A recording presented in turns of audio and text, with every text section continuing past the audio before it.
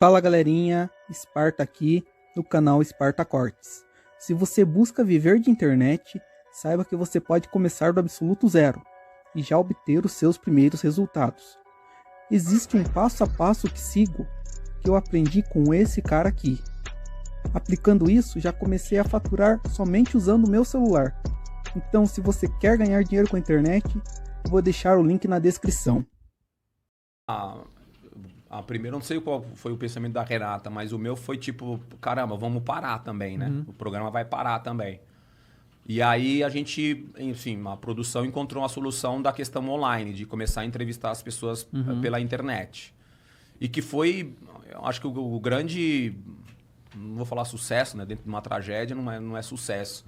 Mas foi uma sacada interessante da produção do Jogo Aberto, porque a gente começou a conversar com os atletas, ex-atletas, treinadores, eles da casa deles, a gente lá do estúdio, e o negócio foi virando, foi acontecendo, e a gente conseguiu passar pelo pior momento de pandemia, que foi, enfim, de pandemia, o pior momento do esporte, que foi quando estava pausado o esporte, estava parado o esporte, e mesmo assim a gente conseguiu criar esse conteúdo e trazer enfim, o treinador, o jogador, o ex-jogador, e aí você entra, eu tenho um jeito no programa de você, enfim, falar de outras coisas, não só do futebol, da vida do cara e tal. E normalmente, uma percepção que eu tenho no Jogo Aberto é que os jogadores falam com a gente lá e eu acho que falam mais tranquilo, assim, né? O nosso programa nunca foi um programa de polêmica, de querer ficar enchendo o saco do pesando cara. na vida do cara. Ao contrário, a gente fala o que tem que falar, jogou bem, jogou mal e acabou. Mas sinto que os caras ficam mais à vontade pra falar com a gente lá, sabe? E essa época da pandemia eu falei com a Renata, falei, pô, os caras estão... Apesar da gente estar vivendo todo esse momento que a gente estava vivendo ainda muito pior, estamos vivendo ainda, os caras estão ficando à vontade, os caras estão falando, os caras estão se abrindo. Uma das melhores resenhas que a gente teve, e não tinha a pandemia ainda, foi quando o Palmeiras, se eu não me engano, foi campeão da Libertadores, ou do Brasileiro, não lembro, que o Dudu, eu acho que ele tinha curtido pra caralho o campeonato, o título, justo comemorar pra cá, que é difícil ganhar. Ainda foi brasileiro, porque o Dudu não ganhou a Libertadores. Então foi o brasileiro, né? Aí o Dudu... Ele tava mais pra lá do que pra cá, né? Eu acho que ele passou a noite comemorando e tal. E aí ele foi no programa e você via que o Dudu tava mais alegre, assim. E ele ficou super confortável no programa. A gente, na época, tinha um cadeirão, que a gente colocava lá um cadeirão pro líder subir, ficar sentado, fazer o programa lá de cima, que é o líder, que tá voando e tal. Pô, o Dudu ficou lá, tirou uma onda. Então, assim, é um programa que meio que os boleiros gostam de participar, assim. Que bom, cara. E óbvio que, pô, a gente que trabalha com isso fica feliz pra caramba, porque eles são os protagonistas, na verdade, né? Mas aí todo o jeito de conduzir a parada, isso daí com certeza tem um impacto no...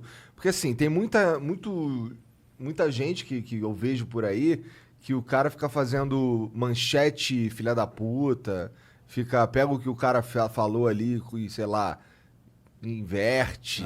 Então, não fazer isso deve ser o principal diferencial desses programas que são legais de assistir, né?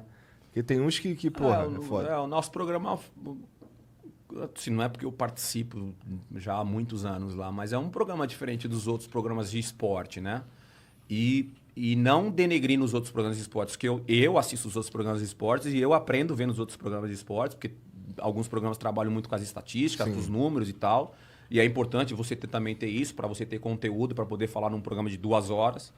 Assistir o máximo de jogos possível também para ter conteúdo e falar com propriedade. Porque às vezes, trabalha 2 horas?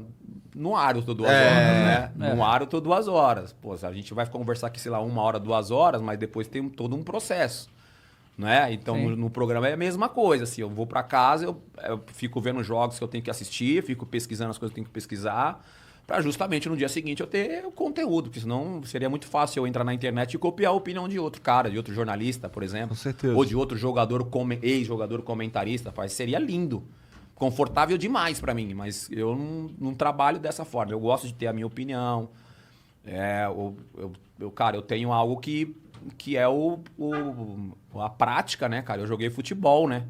Em alto nível, assim. Então, eu tinha que unir esse conhecimento do jornalismo, e que, graças a Deus, eu acho que eu consegui fazer isso com excelência e com a prática que eu tive de atleta profissional. Então, sei lá, tô há 11 anos. Pô, acho que ninguém fica 11 anos... Se for ruim. Num programa diário, ao vivo, TV aberta, se não tem nenhum Óbvio que a gratidão é enorme para quem aceitou isso, né? Para quem liga a televisão e assiste. Que eu uma vez ouvi, não sei se foi do Luciano do Vale, falando que a gente entra na casa das pessoas sem pedir autorização, né?